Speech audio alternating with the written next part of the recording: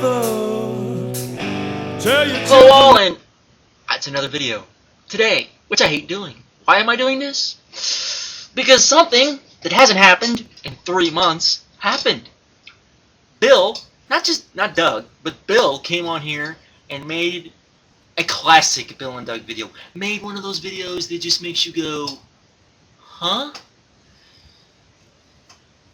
Comes on. I was curious to see this video because I was like, he's gonna bask in the glory that, you know, Bound for Glory was a good pay-per-view. He's gonna come on here and he's gonna be able to explain to us why we were all wrong about Bound for Glory, why, you know, the people that didn't like it as much as myself did, you know, what they got wrong in his opinion, try to sell the people that haven't seen it yet, the whole thing. And he spent exactly 1 minute talking about Bound for Glory. I put up 2 videos, spent 20 minutes talking about Bound for Glory, basically, and did a better job at selling people, I think, on the idea of buying Bound for Glory and watching Bound for Glory than Bill did. That's not good. Because why is this? Because he spent the next 6 minutes talking about the WWE and basically bashing the WWE. He went on this non-stop tirade, and let's just start off by, first of all, he said this was one of the best pay-per-views of all time. This was not even one of the best. Well, this was probably, in TNA's short period of time of having pay-per-views, this was probably in their top, probably their top 5. I'll give it that. I'll say it was probably, well, no, I won't. Probably probably not even the top 5. It's probably in the top 10, no doubt about that. But it's probably not even the top 5 of the best pay-per-views they've ever done. You know, and to all of the people on Bill and Doug's, you know, on Bill's video, they continually said that was the best pay-per-view of all time. Have you seen any of the 2005 TNA pay-per-views? Have you? I'm just curious for you to say that that was one of the best pay-per-views you've ever seen. People need to expand your mind. There are much better pay-per-views out there than what this was. I'm sorry. The original One Night Stand being one of them from WWE. But, so he talked about that. And then he talked about the fact that, you know, WWE doesn't give the fans what they want, like TNA does. But I'll get to that in a little bit. And he went on to talk about the fact that, you know, Cena dropped the belt. Would never really drop the belt, and it only took an injury, which of course we all know is not true because it was announced that he was going to drop the belt to Orton anyways, or I shouldn't say announced, but it was strongly believed he was going to drop the belt to Orton anyways, even when he got hurt. Then he went off on this little tirade about the Max Sports guys and the fact that one of them was at No Mercy and did this stupid, I've seen the video.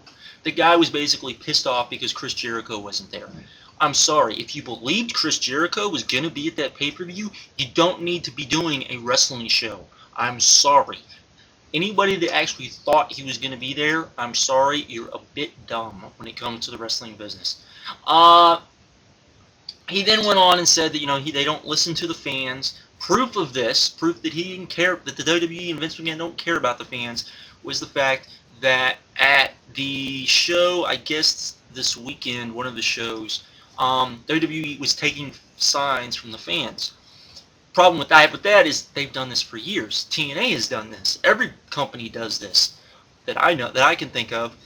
The only time WWE never just took signs from fans was when WCW was around and they were competing with WCW, and they figured, you know what, let's let the fans say what they want to say. And they used that as a marketing ploy. That was the only time, and then as soon as WCW went away, well, they went back to doing the other way, where we're going to choose which signs we want fans to have and not have. Okay, so yeah, I'm sorry, thank you very much, but TNA has also done the same thing, from reports from people that have gone to the Impact Zone and some of the pay-per-views as well. And then we get to TNA apparently listens to the fans. They do. So, oh yeah, that's right, TNA listens to the fans. That's why Monty Brown was given the World Championship. That's why Jeff Hardy was given the World Championship. That's why Samoa Joe has now been a champion. Right? Oh no! Oh no! None of that has happened.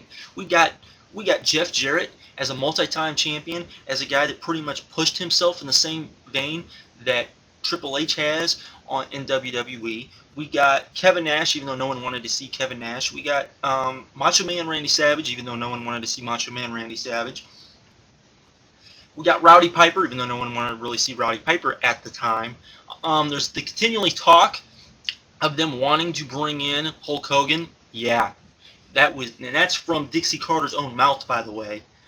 Yeah, fans really want to see that too. There's the fact that Kurt Angle was given, all the championships.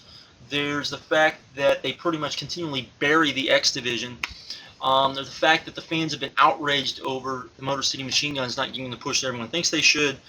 Do I need to continue to go on the stuff that TNA is not delivering that the fans keep asking for, particularly when it comes to the fact that I am not the only one that has become on here.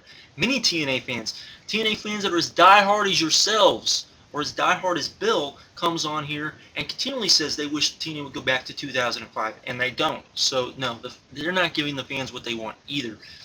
You then talked about the fact that, that WWE should be scared for TNA running New York and Philly. Let me explain to you.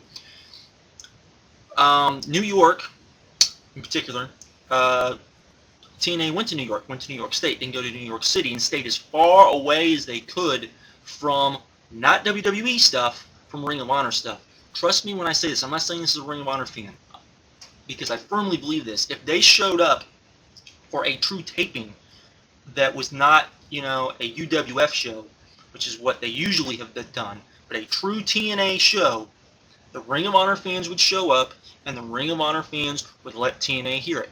And that's the God-honest truth. So that's why we probably won't see that for a while. In my opinion, I might be wrong. If I'm wrong, I'll come on here and tell you they're wrong, and I will get to that in a minute too. Then you talked about the fact that, that TNA is continually going to places and they're drawing more than, where, they're going to WWE cities and they're going to continually draw more every place they go. Well, here's a problem with that. You see, they ran a house show before Bound for Glory in which they only drew half of what they drew the time before. Well, actually less than half than what they drew there before. Now, it was during a weekday, which might have some of it to do with it, but half? I mean, if TNA was putting on such great house shows, then wouldn't fans feel the obligation to go out and watch that again? That's just me. I'm just wondering. Okay.